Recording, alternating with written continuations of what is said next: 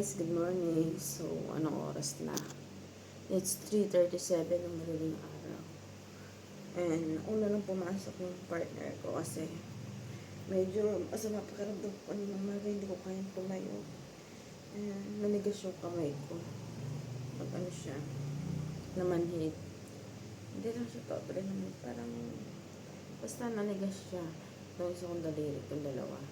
So, ginaganyan-ganyan ko pero hindi siya nawawala. Sabi ko, siya muna yung pumasok. And pumasok na siya sa kailangan pumasok. Ayaw niya talagang mag-adsin nila. Kasi nangihinayang talaga siya dun sa mga customer na nawala sa kalatin. So, babawi siya.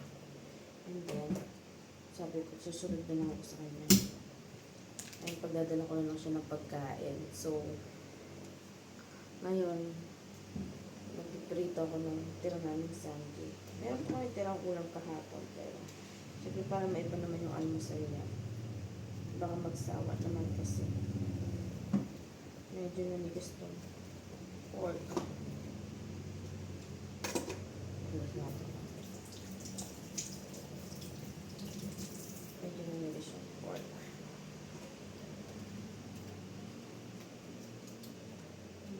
Kailangan ko na kumuha ng mga ilang piraso kasi masyadong madami. Nakadi maubos. Nanigas talaga siya.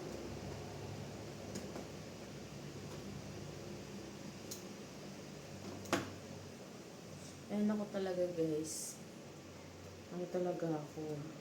Masyado talaga ako. Mahilig talaga ako magluto din. Mas gusto ko talaga magluto. Kasi mas nakakatipid and mas marami yung tira. Pwede pa namin kainin. Alam mo sa kinabukasan pag hindi naubos. And pagluto mo kasi alam mo malinis talaga. Pagluto talaga. Kaysa bumili ka na luto.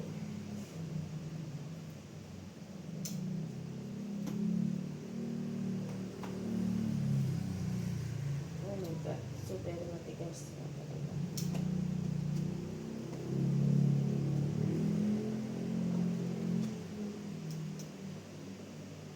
Pag niluto ko naman kasi yung luto, baka hindi naman maubos. Maubos kaya namin.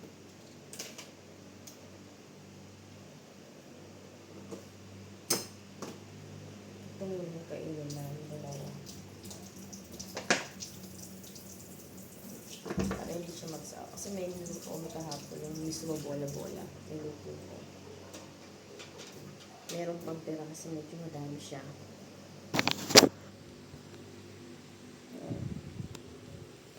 Niref ko muna para di siya masira. Siyempre sayang pag nasira. Ayoko nagsasayang ngayon.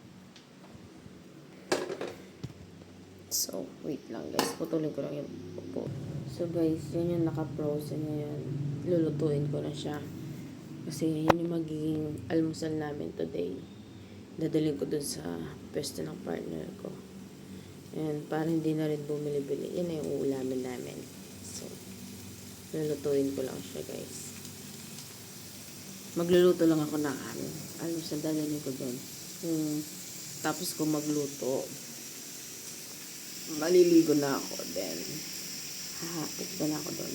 Kawawa naman siya kasi wala siyang kasama. So, yun lang guys. Thank you for watching. Bye!